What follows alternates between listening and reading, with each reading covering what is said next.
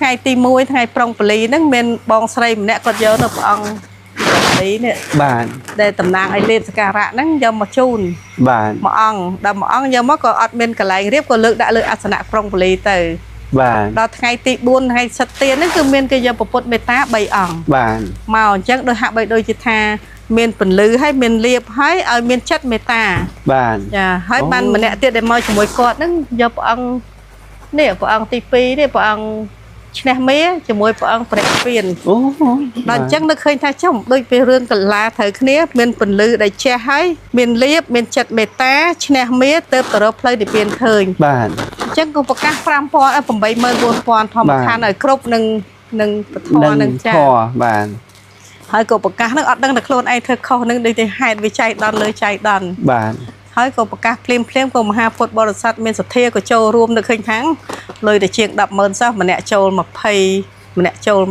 sai sập đà la mà nẹt châu mà rồi miền khác nó mà rồi ong chiêng là cùng buồn ong ý sòng say được trong bán tranh lời thưa đây tạm mới chờ đa phép quạt chân tiết nó bị bên ngay đang ở đang được luôn ai con lời không đào chân tới của từ chân từ đào về đấy còn được hơi thà mình tự tu bằng chẳng đi buổi chiều mà xong xua thà thưa ngày na khai na cái gì bị tầm lái cho cha cái đấy mình thưa bị mạch nắng tầm lái một phay đờ la nắng cái chọc play ban tiệt anh ấy smart chẳng thưa cha đi smart đi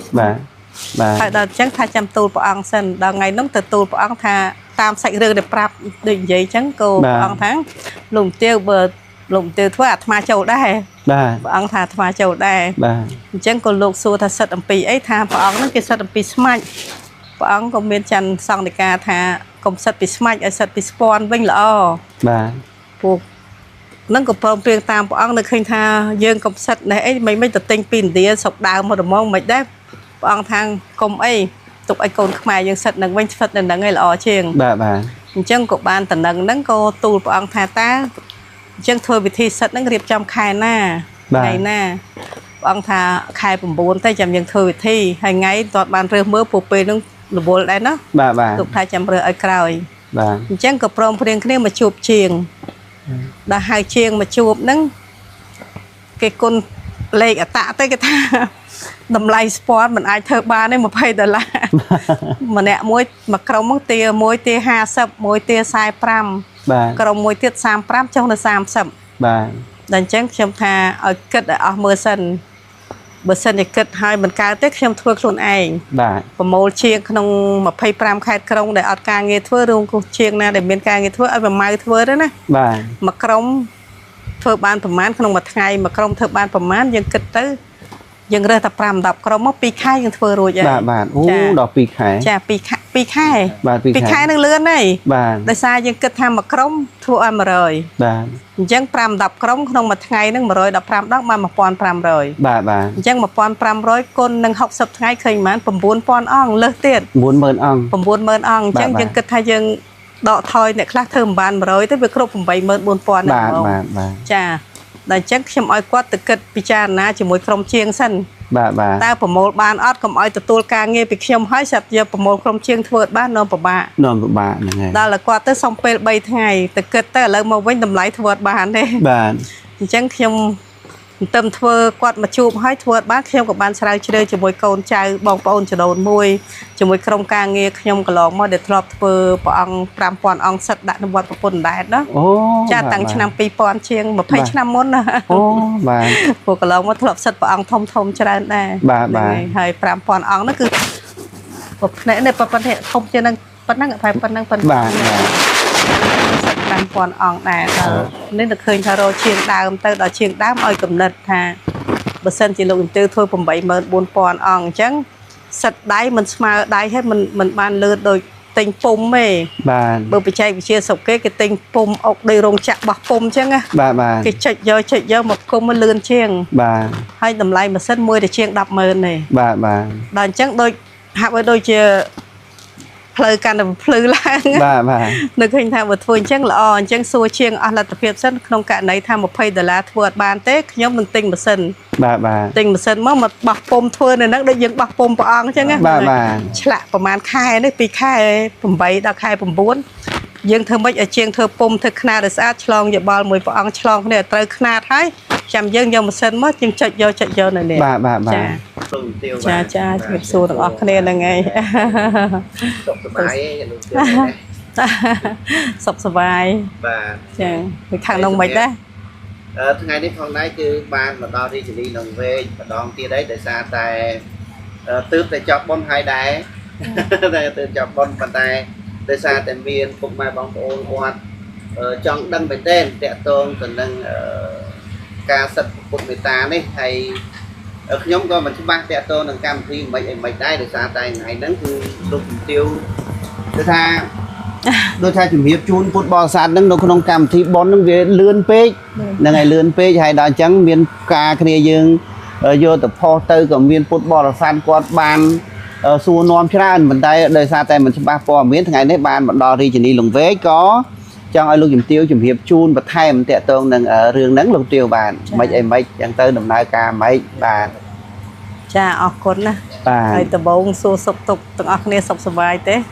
បាទសុខសប្បាយ ក្រោយពីឡើងភ្នំកាច់កោតចុះមកវិញមានរឹងកពុនជើងអត់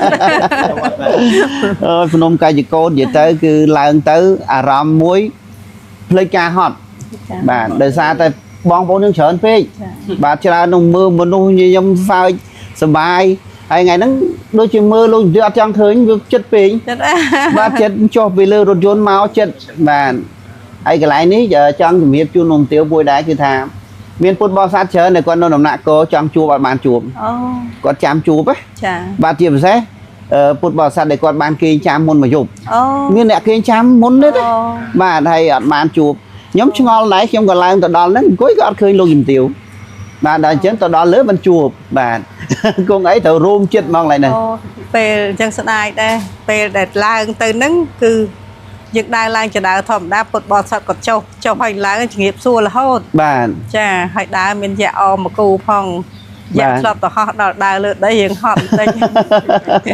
ហើយពេលទៅដល់តំណកោហ្នឹងគឺអត់បានឈប់ទេដោយសារអីមករកអ្នកម្ដាយគាត់ជិះឡានណាបាទដល់មករកទៅជួបគ្នានៅឃើញថាធ្វើដំណើរទៅមុខច្រើនទៀតអត់មានឈប់ទេដើររហូតហើយចាប់ពីកន្លែងហ្នឹងមកគឺទទួលបច្ច័យពុទ្ធបរិស័ទរហូតតាំងពីតំណកោហ្នឹងបាទពីតំណកោឡើងរហូតដល់លើកំពូលភ្នំហ្នឹងគ្រាន់តែបច្ច័យចូលម្នាក់1000 2000 5000 10000 20000ឡើងបានជិត15លានថ្ងៃនោះបាទបានច្រើនមែនទេណាបានច្រើនមែនតើបាន13លានជាងទាំងកប៉ិកពុកទៀតប្រហែល5 10លានបាទចាហើយតែចឹងអត់បានចូលកន្លែងគេទទួលបាយទឹកហ្នឹងឯងបានចូលទទួលបាយទឹកកន្លែង100អ្នកម្ដាយដែលគាត់ជិះឡានណាបាទចាអញ្ចឹងក៏សូមខន្តីអធ្យាស្រ័យពីមហាពុទ្ធបរិស័ទទាំងអស់ផងចាចង់ចូលបនដែរប៉ុន្តែគាត់ចង់ចូលបនដែរចូលបនអត់ឃើញចាលើភ្នំកាច់កោតហ្នឹងចូលបនលោកគ្រូចាអញ្ចឹងក៏ជូតបនផងមិនបានចូលបនក៏ជូតបនទាំងអស់គ្នាផងហ្នឹងហើយឲ្យមានចំណែកបនស្មើគ្នាមានពលិដែលចេះទាំងអស់គ្នាបាទហើយចូលដល់សំណួរដែលសួរថារឿងសិទ្ធិពុទ្ធមេត្តាបាទតាមការពិតហាក់បីដូចជាទេវតារៀបចំបាទហើយខ្ញុំសូមបួងសួងដល់វត្ថុស័ក្តិសិទ្ធិទាំងអស់អើយពុទ្ធពធប្រសង្ឃនិយាយការពិតថ្ងៃនោះគឺចុចកាសចូលខោដូចជាខុសឬមួយក៏មើលលេខច្រឡំទេបានជាប្រកាសភ្លាមហ្នឹងមូលហេតុនៃប្រកាសភ្លាមហ្នឹងដោយសារមានបរិះ2នាក់ហៅបរិះអញ្ចឹងចុះគាត់យកពុទ្ធមេត្តា3អង្គយកមកចូលរួមបុណ្យបាទហើយគាត់ថាលើសូវលោកជំទាវសិទ្ធ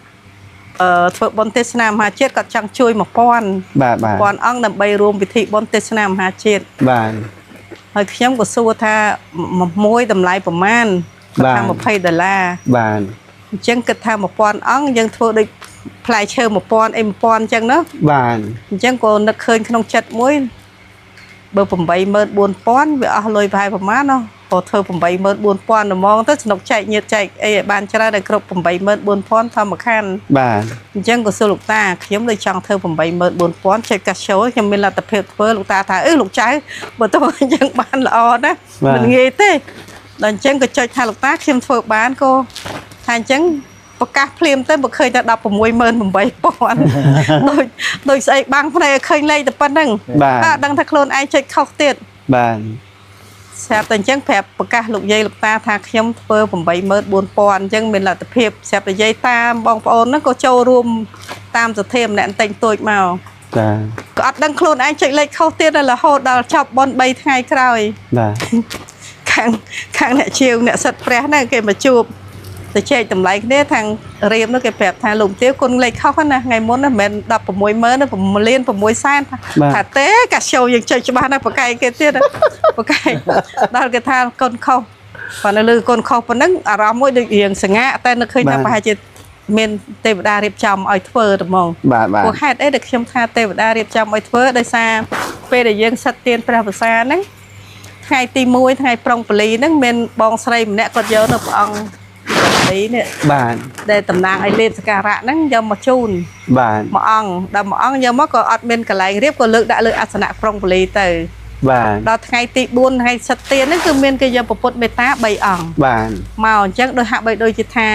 មានពន្លឺហើយមានលៀបហើយឲ្យមានចិត្តមេត្តាបាទចាហើយបានម្នាក់ទៀតដែលមកជាមួយគាត់ហ្នឹងយកព្រះអង្គនេះព្រះអង្គទី2នេះព្រះអង្គឈ្នះមេជាមួយព្រះអង្គព្រះពៀនអូដល់អញ្ចឹងនឹកឃើញថាចំដូចពីរឿងកលាត្រូវគ្នាមានពន្លឺដែលជះហើយមានលៀបមានចិត្តមេត្តាឈ្នះមេទៅទៅរកផ្លូវនិព្វានឃើញបាទអញ្ចឹងក៏ប្រកាស5,84000ធម្មខណ្ឌឲ្យគ្រប់នឹង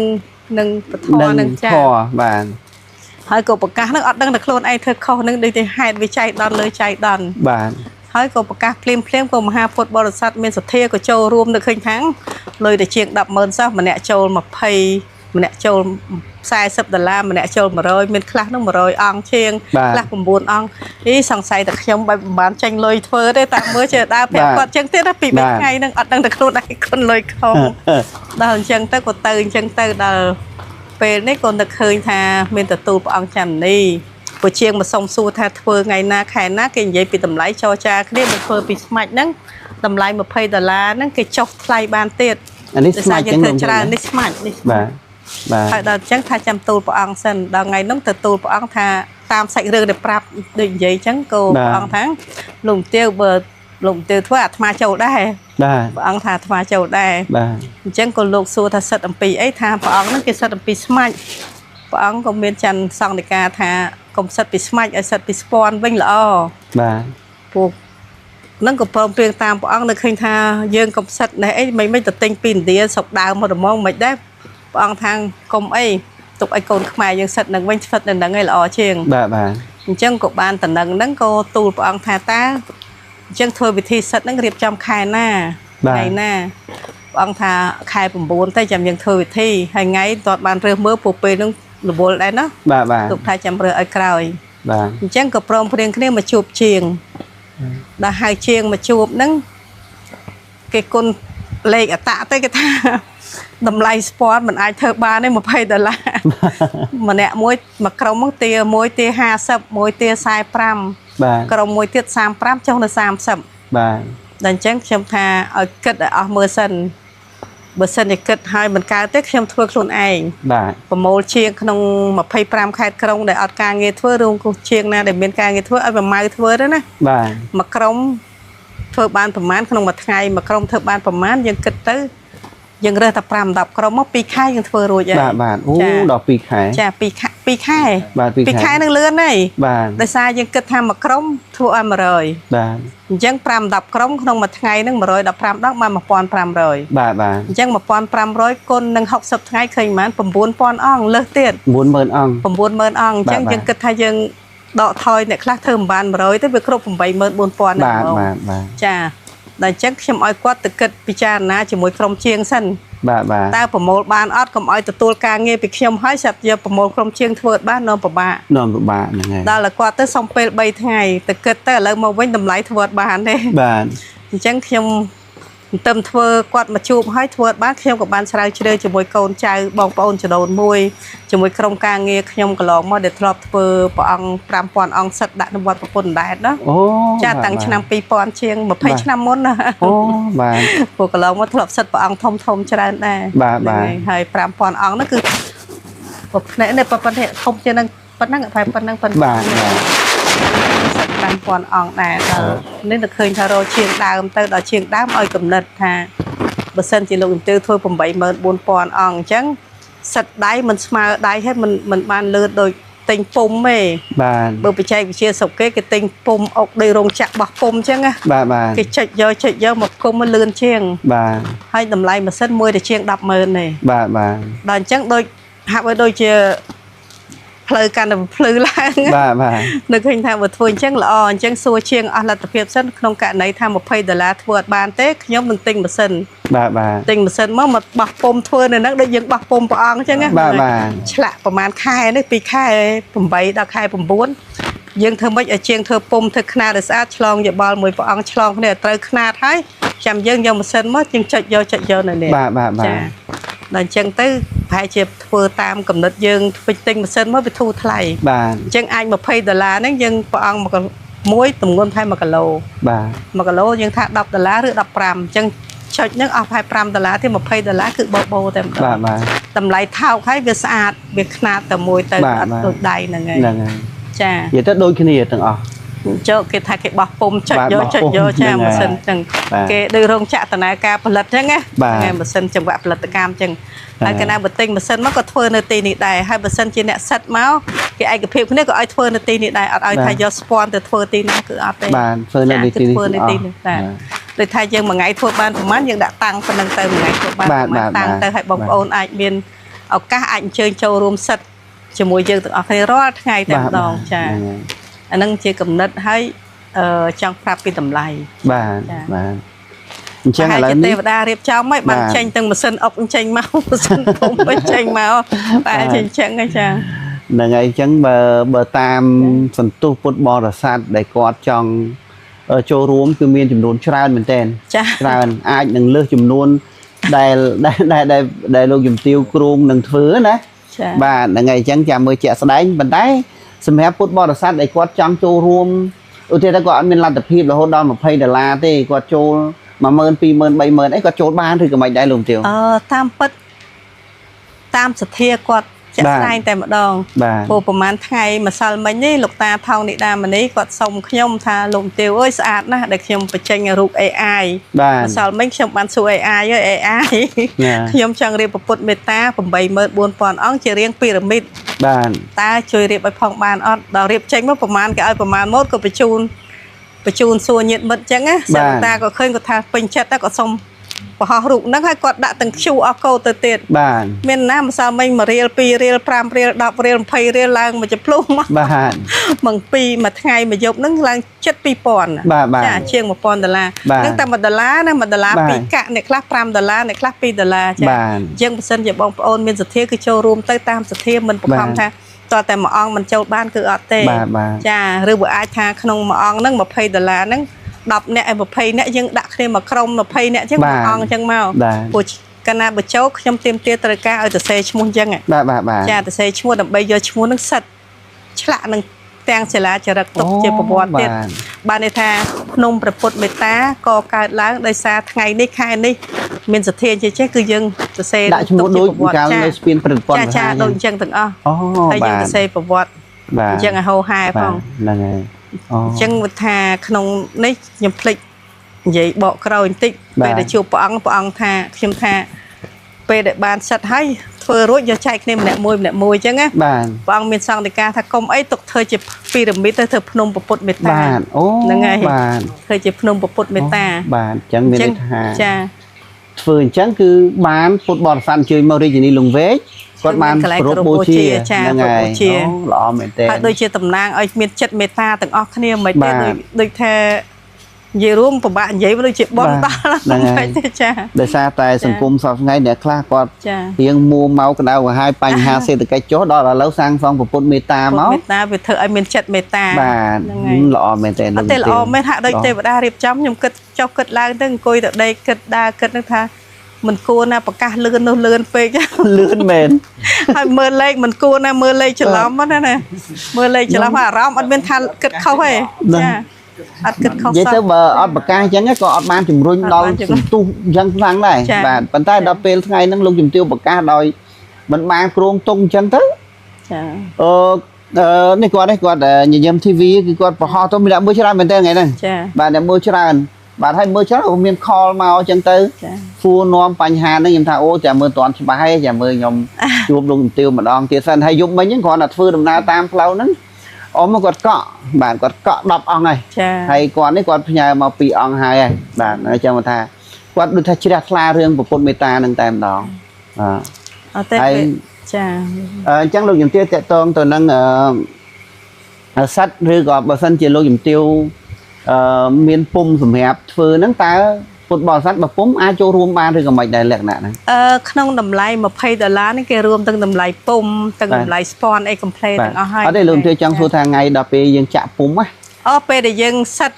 sáchนั่นคือท่าเชิญโจรวมก็คือประกาศมองขายของบุญแช่ในบุญประอังมาทัวร์วิธีไงที่มันนั่งจุนดังก่อนไงที่มันนั่งจูนตำแหน่งตามกระปุกยมบานตะไคร้ได้ไงตอนบาน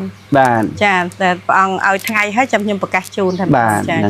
คือทัวร์เนี่ยเอาเป็นแหลกกาแหลกบางไอ้เต้ให้ทัวร์เนี่ยกระไรนี่เต็มดองได้ตั้งอ๋อนี่ยอดรู้เลยเช่นเต้ก่อนยังกายปลายปีกาสัตเตี้ยมาสัตประกฏเมตตากระไรจะเปิงเนี่ยได้ยังต้องกอสปอนเลยให้กระไรห้องนี่ยังสงับสัตนะยังไงคือในแต่ได้เรียกรอไงจ้ะคือสัตจับปีไงครองปลีเธอวิธีสัตคือละโหดมาจับผมไปเมื่อบุญฟอนอ๋อคือสัตในตีนี้จังเมื่อฟุตบอลสัตยังโชว์รูมไอ้มาโชว์รูมบ้านละโหดจ้ะอย่าไปยุ่งเจ๊ก็thấyก็มาร้องคลายจีเอียดยังเมาไงนะกับบ้านไงนะกับบ้านได้ให้การเดินทางอ๋อครบมันคือขยมดิเมียนจำเนื้อชื่อเจ้าเลยโคลนไอ้ท่าผมไปเมื่อบุญปอนอ่องไปให้เจ้าขยมมันบ้านเชงไปใช้ได้ตามเมื่อผูกตามสันตุในการได้กอดจังโชว์รู้วิจารณ์จ้าโดยโอนเมนภาษาจังทำมันเนี่ยมาอ่องปีอ่องเนี่ยเกาะตกบนดอกอ่องจังอ่ะอะไรเมนเนี่ยคลาปีอ่องให้ทำปีอ่องเตียดปีอ่องเตียดให้เมนเนี่ยผมบุญอ่องนักใบบุญเนี่ยให้เมนปรามอ่องแล้วก็เจริญเมนมันเนี่ยมวยนั่นมา160ผมใบอ่องนั่งแต่มันเนี่ยในกรมเกณฑ์เซงเตียดจังมันทานี่ให้แต่บอลลูกเอ้ยเลิกเตะได้โดยทั้งไงลูกยิ้มเจียวทั้งไงđể thử sách một nắng von miền bỏng ngay từ bồn từ mùi ngày thì từ bồn mùi ngày mùi ngày là ngày chẳng về đại bọn nâng môn mạo đằng tháng nâng chìm hiệp chuồn tam còi mỗi tiết lùm tiêu theo tôn từ nâng bộ mười tám nên được về sát hái bộ mười tám nâng riệp trong chỉ muốn cam thi bon test nam hai chiếc rồi mạnh đại lùm tiêu chỉ nói từ nâng bon test nam hai chiếc chia tầm lóp dương tay từ thưa năm tì muối tì pi tì bầy chẳng ná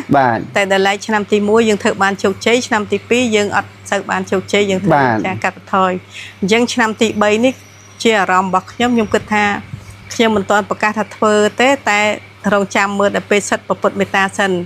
đậm bay chi viên ấy thì thà bon về nhật bê lại mà bậc bậc sắt có thôn tròn lại có thôn tròn thì thà về nhật bê chẳng nam môi bị bắt sẽ được cách nam môi chỉ phiệp còn bên ca sắt sao chẳng ấy hai bậc sân về ai thưa ban năm tị bấy cứ thà cùng nhâm cắt thoi đây cắt thoi này ca riệp trong play chơi nó cựa ai quạt tinh play chơi dâm riệp về play chơi cứ bật tụ lực nhom ai quạt vô từ bật thọ tiền này để cream cross ngạp dâm riệp trong tới đầm bay chop dần vô từ chuối con tọp bàn tay cùng rốn nấu khai đó đài cha bờ sân về thưa cứ dân thưa khai đập pì khai đập môi từ đây chặt ra ngày đập môi từ đây tam bất tử bờ sân chỉ lô dùm tiêu cắt bật thoi chứ mình chỉ phanh hai tê sầm hẹp bon tê nam hà chiến rồi thà bon tê nam hà chiến đấy phút bò sát quạt nâu từ thòm thò quạt trăng phơ tay để xa tay nam tì pí dương đang xẹp ấy cứ để xa tay bật tì dương miền phanh hà khi liền phiền này chẳng tới có cắt bật thoi bạn mà thực xây là ngày hay bờ sân chỉ nam tì bay nó dươngประธานเพียบหล่อภาษาลูกยิมติวนั่งปนอลนั่งประไทม์มานั่งไงคนใต้ขออันทาติพิเชิญไงมาติไงจังได้มาในลูกยิมติวมานั่งไงตามปัดมาปดบริษัทได้เมาตุใบเตะหมอกบอลหรือมือเนี่ยมาเล่นยังก็ตายแต่สู้ทัดไงนะดอลบอลรีพลายเชิญก็ถ้ากดสบายถอยบัตรจูบเพลียงจูบแล้วไอ้นั่นกดโดยทำเมียนอารมณ์ดอกชอบหนึ่งขนมเช็ดโดยทำเมียนอนุสาวรีย์ไอ้แมนท่านี่คือสู้สังครุกนี่ให้เข้มเจ็บบ้านแต่เจ้าเจ้าท่าชนำติใบหนึ่งเฟอร์ท่มยังส่งไปชนำติใบบ้านเฟอร์ท่มตามมุมน้องส่งไปประเทศเชียดเมียนสเตอร์เพียบเฟย์คนจ้าบ้านนั่งไงเป็นให้ครัวกรรมที่ได้ลูกยิมติวถือคือตายแต่บวงฟูงฟอมฟอมสบายจูนดาวบริจินจากกรรมเจียยืงจังปดบอร์ซัดก้อนสบายดีดีอ่ะบ้านเราเป็นจังก็ก้อนจังโจรวมบ้านไอจีบเซติสจะสไลด์โดยแต่คืนเสียไปส้มใบแต่ขยมหรือก็บองโอนยืงจะเชิญได้กอดทอดหรือมวยก่อนเนี่ยได้กอดแต่โจรวมอ่ะกอดมันนักสมานในลมเตียวนี่ยี่จะปลื้มกระเป๋าอันนักสมานไม่รอเป็นกรรมที่ได้ลูกยิมติวถือจับปีไงที่มาเพย์ปีระโหดจับไงที่มาเพย์ผมบุญ ពុទ្ធបរិស័ទចូលរួមថ្ងៃទី22ច្រើនហើយបាទច្រើនក៏កុយមែនតើហើយអ្វីដែលមិននឹកស្មានហ្នឹងគឺថាពីងកំណត់ទ្របអូអត់នឹកស្មានមែនតើលោកទាវកន្លែងនេះនិយាយឲ្យព្រឺក្បាលមកបាទព្រោះថាមិននឹកស្មានថាវាចេញជាពីងកំណត់ទ្របដែលមិនដែលមានសោះបាទជាពិសេសខ្ញុំឃើញអារម្មណ៍លោកអាចារ្យដែលនៅតាមវត្តណាមកទោះហ្នឹងហើយគឺគាត់អត់ដែរជួបគាត់ញ័រមកងំមីក្រូលោកទាវស្គាល់គេគាត់ញ័រយកចេញបននឹងដូចហាក់បីដូចជាល្អប្រសើរត្រង់ថាយើងបានសិតរយៈពេល5ថ្ងៃឲ្យពុទ្ធបរិស័ទមានសទ្ធាជ្រះថ្លាបូជាបច្ច័យនៅក្នុងពីងកំណត់ទុកជាកំណត់ទ្របហើយការដែលដង្ហែទៅវេហ្នឹងក៏ដូចជាទេវតាអបអរសាទរដោយសារ3ថ្ងៃគឺមេសតុំអីរហូតបាទសតុំចាសតុំតែជាអត់មានបើកថ្ងៃអញ្ចឹងឯងពេលដង្ហែទៅវេវត្តណាគឺសតុំជាពិសេសភ្នំកាច់ចកោតហ្នឹងតែបាទអូសតុំរហូតដល់ភ្លៀងមិនហ៊ានបង្អោកន្លែងហ្នឹងខ្ញុំព្រឺរោមខ្ញុំសូមបញ្ចេញអារម្មណ៍ពិតទៀតបាទនៅភ្នំកាច់ចកោតបរិយនៅពេលដែលគម្រោងនឹងទៅថាមិននឹកស្មានថាមានពុទ្ធបរិស័ទច្រើនលើសពីការគិតទេលោកទាវបើកលេចទៅឃើញភ្នំកាច់ចកោតថ្ងៃទេសនាមហាជាតិឆ្នាំទី1ជួនយ៉ាងគោរបៀបថាពុទ្ធបរិស័ទច្រើនណាបាទច្រើនហើយពេលដែលយើងទៅឡើងលើភ្នំហើយនឹងថតដ្រូនឡានពេញព្រៃទាំងអស់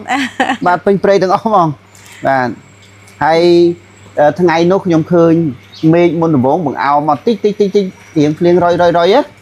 នៅពេលហ្នឹងគឺលោកជំទាវបានអុជធូបមកបាច់ធំបាទអុជធូបមកបាច់អូដោយថាលោកជំទាវថ្ងៃហ្នឹងគឺតតាំងមួយទេវតាបាទអុជធូបហើយភ្លៀងមិនតិចទេបន្ទាប់ពីលោកជំទាវអុជធូបហើយភ្លៀងមិនតិចក៏រាំងវិញពេលហ្នឹងនឹកឃើញមកហើយមើលទៅពុនចាអឹងមកអត់ធូបមកដៃអុជធូបសុំអើយសុំសែវទៅសុំហើយនៅមកហ្មងដល់មកខឹងអើយសុំប៉ុណ្្នឹងនៅមកទៅគាត់តែខឹងលេងបាត់ភ្លៀងបាត់ភ្លៀងបាទសែកមករូទៅនេះមិននិយាយមោទនភាពនិយាយការពិតទេអត់មានថាអីទេនេះអ្វីដែលឃើញពិតចាអត់មានតែចេះបាំងអីថាអូទៅទប់ទឹកភ្លៀងបានទៅអីបានទេធម្មតាយើងអត់មានអីទេមានការលើកដៃឲ្យធូបបួងសួងហ្នឹងណាសុំទៅបើសុំបានក៏ល្អទៅបើសុំមិនបានក៏ខឹងអញ្ចឹងបាទហ្នឹងហើយមានអីទេវតាដល់ខឹងបាត់ដែរបាត់ភ្លៀងឲ្យខ្យល់អត់ទេមានតែខ្យល់ទេខ្យល់ក៏ល្អដែរហ្នឹងហើយតិចហើយថ្ងៃហ្នឹងណាបាទប្រសិនបើព្រះអង្គធម្មវណ្ណៈបណ្ឌិតច័ន្ទមនីមិនរើសថ្ងៃដង្ហែពុទ្ធមេត្តាឲ្យជន់គ្នាទេភ្នំកាច់ចកោតគឺស្ទះចរាចរណ៍អូស្ទះឡើងក៏ស្ទះចុះក៏ស្ទះដែរចានេះសំណាងដែលព្រះអង្គដាក់កម្មវិធីជន់គ្នាបាទបើសិនអត់ជន់គ្នាគឺស្ទះមែនតើថ្ងៃហ្នឹងបើសិនជាអត់ជន់គ្នាមួយវត្តទៅសុទ្ធណាអូមិនដឹងថាពុទ្ធបរិស័ទច្រើនយ៉ាងណាទេបើតថ្ងៃហ្នឹងច្រើនដល់មែនទេបាទហើយដល់ថ្ងៃនោះចៃដន្យអីទៀតពេលដែលលោកគ្រូទៅលោកគ្រូមិនដឹងថាគាត់ខ្ញុំចាំពាក្យគាត់ថាលោកជំទាវបានមកពំនាំពីងទ្របណាជន់គ្នាពីងទ្របនេះទៀតបាទតែកាច់ចកោត10ពីងលោកទាវ10បាទអូច្រើនមែនទេ10ហ្នឹងគឺថាពីងបច្ច័យហ្នឹងមានដូច4ពីង3 4ពីងទេមានទេយទានទេវត្ថុហើយបច្ច័យបន្ទាប់ពីហ្នឹងគឺពីងមួយយើងដាក់មានអង្គមានខ្ទឹមមានអីទឹកត្រីទឹកស្រួយចាមានទេវត្ថុទាំងអស់ចាជាមហាកំណប់ទាំងអស់ដែលជាសទ្ធារបស់ពុទ្ធបរិស័ទយើងទាំងអស់គ្នាហ្នឹងហើយខ្យល់មកលហៀអត់ភ្លៀងរហូតដល់ចប់កម្មវិធីចប់កម្មវិធីហើយរហូតដល់ដូចខ្ញុំតាមខ្ញុំដឹងរហូតដល់ម៉ោង10ម៉ោង2យប់អត់ទេម៉ោង1ម៉ោង2ទើបមានភ្លៀងបាទមានភ្លៀងក៏ប៉ុន្តែទន្ទឹមនោះដែរគឺថាលោកយាយលោកតាគឺគាត់ក្រាញ់នានាលគាត់ក្រាញ់នានាលគាត់ថាគាត់អត់មកហើយព្រោះគាត់សច្ចាខ្ញុំឃើញបងប្រុសម្នាក់នោះពេលដែលភ្លៀងហ្នឹងគាត់បាននិយាយថាគាត់តាំងចិត្តឲ្យថ្ងៃហ្នឹងគាត់មកធ្វើបុណ្យមួយលោកជំទាវហ្នឹងគឺគាត់ទោះភ្លៀងយ៉ាងណាក៏ដោយក៏គាត់មិនទទួលមិនអីទាំងអស់មែនខ្ញុំចាំមើលគាត់អត់ទទួលទេគាត់អង្គុយនឹងអត់ទទួលដល់ពេលហើយមកទទួលភ្លៀងរាំងអញ្ចឹងទៅគាត់ថានេះគឺតាគាត់តាំងចិត្តគាត់ថាគាត់តាំងចិត្តហ្នឹងហើយមានយាយខ្លះគាត់ងើបមកយើងជាមួយអាចប់កម្មវិធីដោយសារគាត់ថាគាត់ចំគេតែមិនត្រូវទៅវិញអូចំណុចទៅនឹងសុំទោសមហាពុទ្ធបរិស័ទផងខ្ញុំចង់ជំរាបផងដែរចាបាទថ្ងៃហ្នឹងគឺថាយើងត្រៀមឡានទាំងអស់ហ្នឹងទៅសម្រាប់នៅទីនោះមួយយប់បាទហើយខ្ញុំក៏ត្រៀមរបស់របររឹងមុងភួយតង់អីទៅអស់ហើយបាទលើកឡើងទៅដល់លើភ្នំហ្នឹងទៀតបាទនៅពេលដែលកម្មវិធីចប់ខ្ញុំក៏បានជំរាបលោកគ្រូថាលោកគ្រូខ្ញុំស្នាក់នៅលើហ្នឹងហើយខ្ញុំសុំស្នាក់នៅលើនឹងហើយបាទយប់ លោកគ្រូថាលោកជំទាវកុំស្នាក់អីនៅលើហ្នឹងបើចង់ស្នាក់ចុះក្រោមបាទខ្ញុំថាបើចុះក្រោមខ្ញុំទៅផ្ទះវិញហ៎បាទពួកសំខាន់យើងចង់បាននៅលើកពូលដល់លោកគ្រូឲ្យចុះក្រោមបាទបាទអញ្ចឹងត្រឡប់មកវិញហើយហើយនឹកឃើញពាក្យមួយថាបើយើងសុំម្ចាស់ផ្ទះគេមិនឲ្យស្នាក់នៅយើងនៅក៏មិនកើតបាទបាទអញ្ចឹងក៏ប្រកាសប្រាប់បងប្អូនថាឥឡូវនេះខ្ញុំត្រឡប់ទៅផ្ទះវិញបាទបើសិនជាអ្នកណាចង់ស្នាក់នៅក៏នៅចាស់អ្នកណាមិនចង់ស្នាក់នៅទៅវិញឡានអាចជូនទៅពេញក៏បានជូនមករាជធានីលង្វែកក៏បានបាទប្រកាសហ្នឹង2ដងតែបែបពេលហ្នឹងគាត់ស្ដាប់មិនបានគាត់ច្រើនពេកចាដល់ស្ដាប់មិនបានក៏អ្នកខ្លះក៏ចុះមកអ្នកខ្លះក៏នៅតែអ្នកស្ដាប់បានក៏នៅបាទនៅពេលដែលចប់ហើយខ្ញុំក៏ចុះមកប្រកាសចប់ខ្ញុំក៏ចុះមកចាប់ដើរជួបឃើញយាយខ្ញុំថាមិនក៏ចុះមកទៅអីអត់សម្រាប់ទេថាសម្រាប់អីគេលោកទាវហៅប្រមូលមកទាំងអស់ហើយបាទខ្ញុំថាអ្នកណាឲ្យមកទាំងអស់ខ្ញុំប្រកាសដូចខ្ញុំនិយាយអញ្ចឹងថាខ្ញុំសុំលោកគ្រូទៅលោកគ្រូថាឲ្យឆ្នាក់អញ្ចឹងខ្ញុំមកផ្ទះអញ្ចឹងខ្ញុំត្រូវជំរាបណាបាទហើយជំរាបហ្នឹងថាបើអ្នកណានៅទេអ្នកណាមកបើចង់ទៅលង្វែកមកលង្វែកចង់ទៅភ្នំពេញក៏ជូនទៅភ្នំពេញបាទគាត់ថាអូយបើអញ្ចឹងគាត់ឡើងទៅវិញក៏ពិបាកឡើងដែរបាទ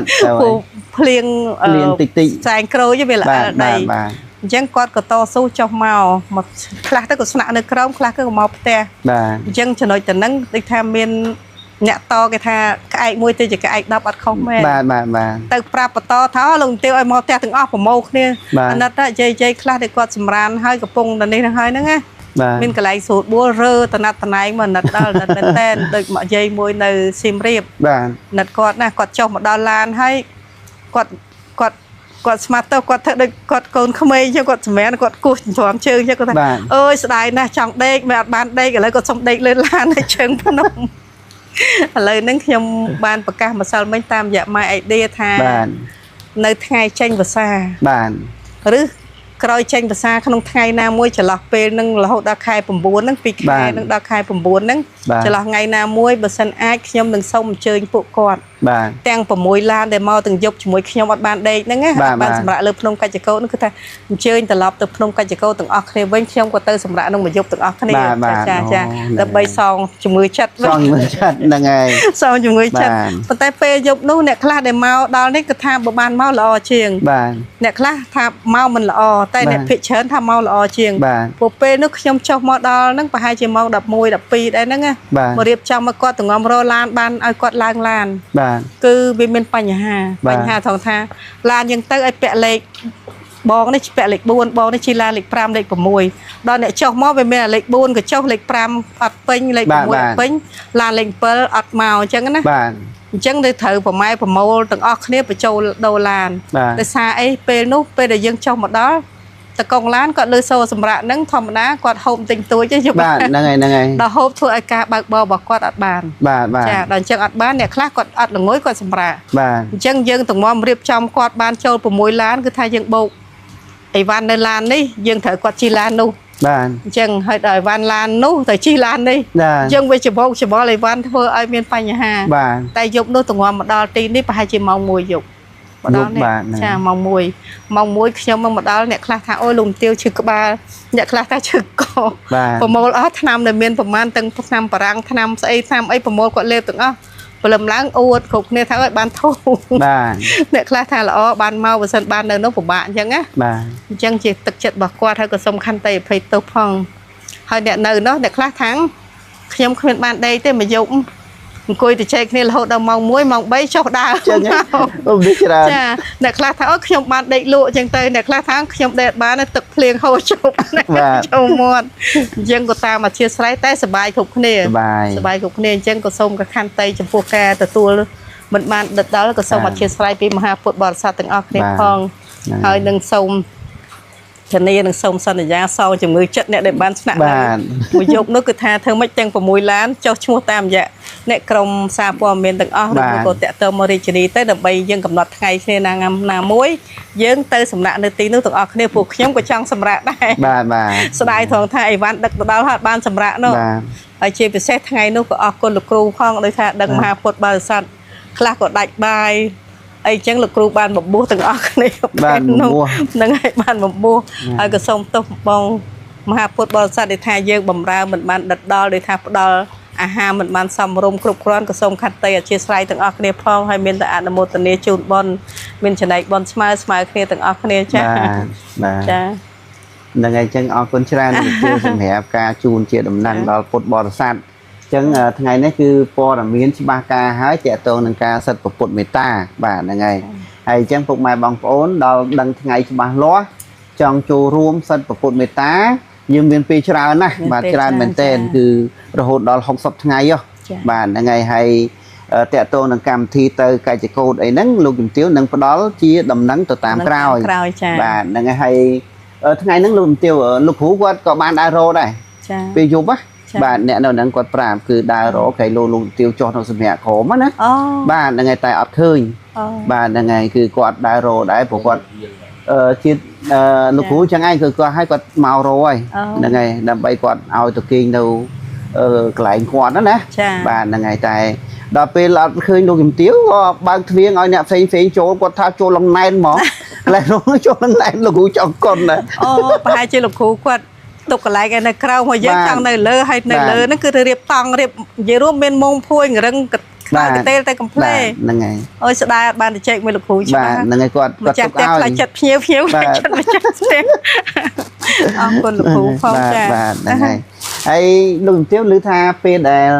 កាលត្រឡប់មកវិញគឺមានលោកជំទាវបញ្ជូនដើមសុភមង្គលទៅបន្ថែមឯលោកជំទាវពេលដែលយើងឡើងឡានទៅធ្វើដំណើរទៅភ្នំកាច់ចកោតកំណត់នេះឡើងឡានម៉ោង7តែដល់ឡាន7 10ឡាននេះច្រើនពេកម្នាក់គិតតែឡើងឡានលេខរៀងនោះភ្លេចលើកដើមសុភមង្គលទៅប្រគេនទៅជូនលោកគ្រូអញ្ចឹងដល់ពេលម៉ោង 7:08 ហើយបានខ្ញុំដើរមើលទៅបានលើកឡើងឡានបានមួយឡានកន្លះទេមិនដឹងទេមិនបានប្រហែលដើមអត់បានរាប់ផងអត់បានជម្រាបលោកគ្រូទេប៉ុន្តែដល់ថ្ងៃចាប់បុណ្យពេលត្រឡប់មកវិញថ្ងៃ30ដូចថ្ងៃ31ក៏ឲ្យកូនចៅដឹកដើមមានច័ន្ទគិរីមានដើមចាមានដើមមហាលៀបមានដូង5ដើមដែលគេយកមកចូលបុណ្យទៅក្នុងកិច្ចកោតក៏ដឹកទៅជូនលោកគ្រូពេលនោះដឹកទាំងយៈទៅយករបស់ទៀតចាយៈលេខរបស់យៈបាត់អីវ៉ាន់ទាំងអស់ហ្មងយៈបាត់អីវ៉ាន់ទាំងអស់មនុស្សបាត់មិនធម្មតាដល់យៈបាត់ទាំងអស់ហើយថ្ងៃត្រឡប់មកផ្ទះវិញថ្ងៃ30ហ្នឹងគោឲ្យឡានមួយជូនយៈទៅថ្ងៃ31អញ្ចឹង30ឲ្យជូនយៈទៅរកអីវ៉ាន់តែយៈតែម្នាក់ឯងទៅរកអីវ៉ាន់ទៅរកនឹងពេញអស់ហើយឡើងលើភ្នំរកអត់ឃើញបាត់ផ្ដាំផ្ញើលោកគ្រូថាបើសិនជាឃើញអីវ៉ាន់យៈចាំទូរស័ព្ទមកយៈផង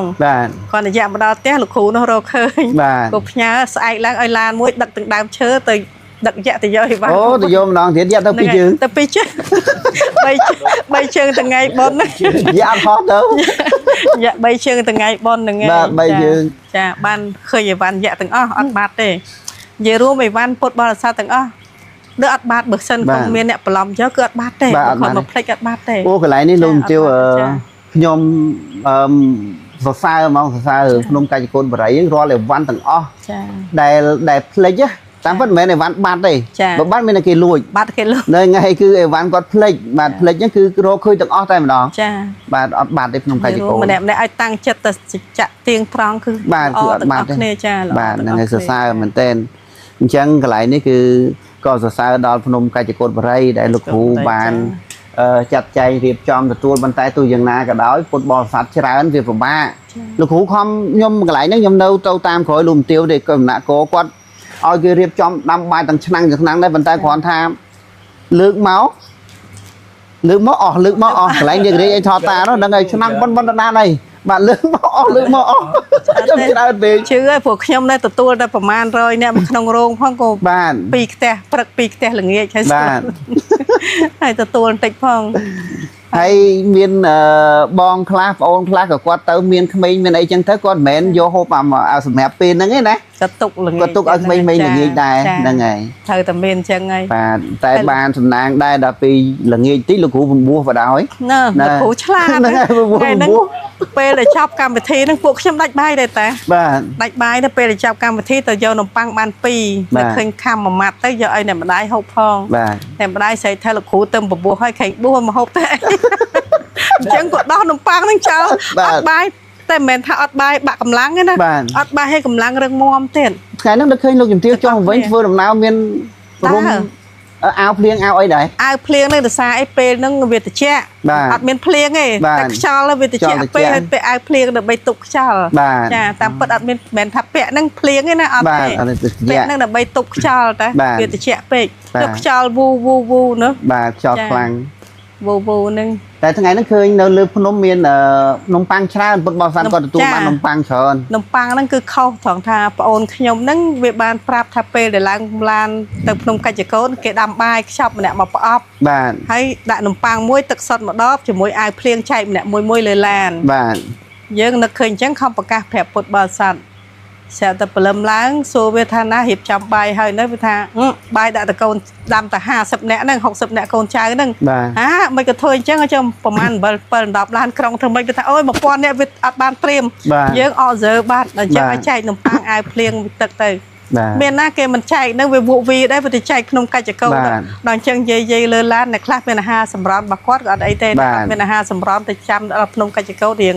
ហេវដែរហ្នឹងប៉ុន្តែអត់មានអ្នកដួលអ្នកឈើបាក់បៀដួលគឺអត់សោះអត់មានមួយសោះហ្នឹងហើយអញ្ចឹងបាននំប៉័ងហ្នឹងចែកមិនអស់នឹងក្រុមលើកឡើងទៅដល់លើហ្នឹងចាឃើញពួកគាត់អាយុរហូតដល់80ជាងអីគាត់ឡើងទៅដល់លើលោកនាងអ្នកឈឺជើងដើរជាមួយខ្ញុំមួយដើរឈើច្រត់ជើងស្មាទោសដើរគាត់ពិបាកណាគាត់ថាបើនៅផ្ទះដើរអត់បាន10-20ម៉ែត្រទេបាទមកដល់ហ្នឹងដើរឡើងភ្នំបានណាដើរបានឡើងឲ្យចុះអត់មានថាមកដល់វិញថាត្រោមអីត្អូញត្អែអត់ទេគាត់តែងទៅពោលទៅសើថាឲ្យតែបានមកដល់ហ្នឹងគឺចុះវិញស្រឡះឯងហ្មងចាស្រឡះឲ្យជាដូចនិយាយរួមបើឈិនតែយើងនិយាយពីវិជាសាស្ត្រវិញដូចគាត់តម្រុនអញ្ចឹងដល់ពេលបានហាត់ប្រាណទៅវាធ្វើឲ្យកម្លាំងកាយឡើងវិញនេះដូចអញ្ចឹងភ្នំកិច្ចកោយើងថាដូចគាត់បានហាត់ប្រាណឡើងវិញបាទហាត់ប្រាណហ្នឹងហើយទាំងគេទាំងខ្ញុំហ្នឹងគឺបេះដូងហើយដល់ចិត្តគាត់ចាំធ្វើបុណ្យទៀតហាត់ចាវាបោកផ្សំជុំគ្នាហ្នឹងចាកម្លាំងព្រឹសអញ្ចឹងធ្វើឲ្យមានសទ្ធាអ្នកខ្លះទៅ7ដងអីណោះសួរគាត់ហើយគាត់ថាគាត់សប្បាយចិត្តលើទៅភ្នំកិច្ចកោគាត់ទៅ7ដងហើយចាគាត់ថាទៅមកវិញដូចវាស្រឡះស្រាលខ្លួនណាបាទអានេះជាគេថារួមផ្សំបាទរួមផ្សំហ្នឹងហើយតែទោះយ៉ាងណាក៏ការងារលោកគ្រូធ្វើនោះទទួលភ្ញៀវបានល្អបាទហើយពុទ្ធបរិស័ទច្រើនអត់មានលឺសូរអ្នកឈឺដឹកទៅពេទ្យទាំងយប់ទាំងថ្ងៃគឺអត់មានបាទយ៉ាងច្រើនត្រឹមកុសខ្យល់ម្នាក់2នាក់ហើយគ្នារាប់ម៉ឺននាក់ត្រឹមកុសខ្យល់ម្នាក់2នាក់ចាត់ទុកថាជារឿងធម្មតាចាស់ហ្នឹងធម្មតានេះហេតុតែនិស័យបនអញ្ចឹងធ្វើម៉េចយើងខំធ្វើអំពើល្អរួមធ្វើបន់ទាំងអស់គ្នាទៀតដើម្បីសេចក្តីសុខទាំងអស់គ្នាណាចាហ្នឹងហើយអញ្ចឹងឥឡូវនេះគឺថាឱកាសពុទ្ធមេត្តាមកដល់ហើយបាទពុកម៉ែបងប្អូនហើយដំណឹងក៏ជម្រាបជូនអស់ដែរបាទហ្នឹងហើយហើយអញ្ចឹងជាចុងក្រោយគឺអរគុណច្រើនសម្រាប់លោកទាវដែលបានផ្ដល់ជាដំណឹងជូនដល់ពុទ្ធបរិស័ទគាត់ជ្រាបច្បាស់លាស់ហ្នឹងហើយហើយក៏ជំនួសមកឲ្យពុទ្ធបរិស័ទរាប់ម៉ឺនរាប់សែននាក់ដែលបានចូលរួមបុណ្យកន្លងទៅហ្នឹងគឺថាជូនពរលោកមន្ត្រីសុខភាពល្អបាទសំខាន់គឺសុខភាពល្អ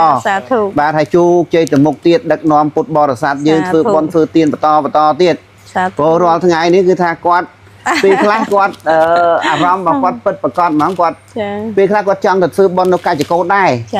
ប៉ុន្តែគាត់ទៅអត់រួចហើយមួយទៀតគាត់ថាបើទៅមិនដឹងថាម្នាក់ឯងទៅមិនអីមិនបាទវាចៃដន្យលោកជំទាវបានទៀតចំមានទាំងអាហារមានទាំងរថយន្តធ្វើដំណើរអីមកចប់សពគ្រប់ហើយអាធ្វើកិច្ចហ្នឹងមាននីតិវិធីធ្វើហ្នឹងបន្តអីចឹងទៅក៏គាត់សប្បាយរីករាយខ្លាំងមែនទែនហ្នឹងហើយគាត់អរគុណខ្លាំងណាស់និយាយទៅគឺសម្រាប់ទឹកចិត្តដ៏មហាធំធេងនៃលោកជំទាវបានបង្ហាញផ្លូវគាត់និយាយទៅគឺបង្ហាញផ្លូវគាត់ធ្វើបន់ហើយផ្ដល់ឱកាសឲ្យពួកគាត់បានចូលរួមណាមានយាយខ្លះក៏ជិះម៉ូតូមកជិះកង់មកឲ្យចៅដប់មកដាក់នេះទៅបានទៅជុំគ្នាព្រោះបើគាត់ទៅតែឯងក៏គាត់មិនដឹងថាទៅយ៉ាងម៉េចបាទហើយជាពិសេសទៀតមានលោកយាយជាច្រើនដែលគាត់មានឱកាសធ្វើបុណ្យហែទៀនរសារហូតដល់5កន្លែងបាទមិនធម្មតាទេហ្នឹងហើយបានសិតទៀនហើយបានហែទៅបានរហូតដល់5កន្លែងទៀតមិនត្រឹមតែសិតទៀនមួយថ្ងៃណាមួយថ្ងៃសិត2ដងបាទថ្ងៃទី1យើងសិតតែម្ដងដល់ថ្ងៃទី2ទី3ទី4សិតព្រឹកផងល្ងាចផងបាទហើយបានទាំងហែទៀតបាទព្រឹងគាត់បានបនច្រើនបាទបានបនច្រើនហ្នឹងអញ្ចឹងគាត់សប្បាយរីករាយខ្លាំងមែនទែនហ្នឹងហើយអញ្ចឹងគឺអរគុណច្រើនលោកទាវមានតែប៉ុណ្្នឹងទេបាទចំពោះការទុកចិត្តដល់ខ្ញុំជាពិសេសមិនមែនថាមានតែមួយយាយកូនចៅដឹកម៉ូតូមកទេអ្នកខ្លះដឹកទាំងឡានយកផ្លែមកផ្ញើអាយុ8ជាងឲ្យទៅជាមួយហ្នឹងបាទក៏ទុកចិត្តអរគុណចំពោះការទុកចិត្តហើយក៏សូមជូនបងទាំងអស់គ្នាណាសុខចម្រើនចាផុតទុកមានពលឺដូចជះទាំងអស់គ្នាចាអរគុណសាធុបាទ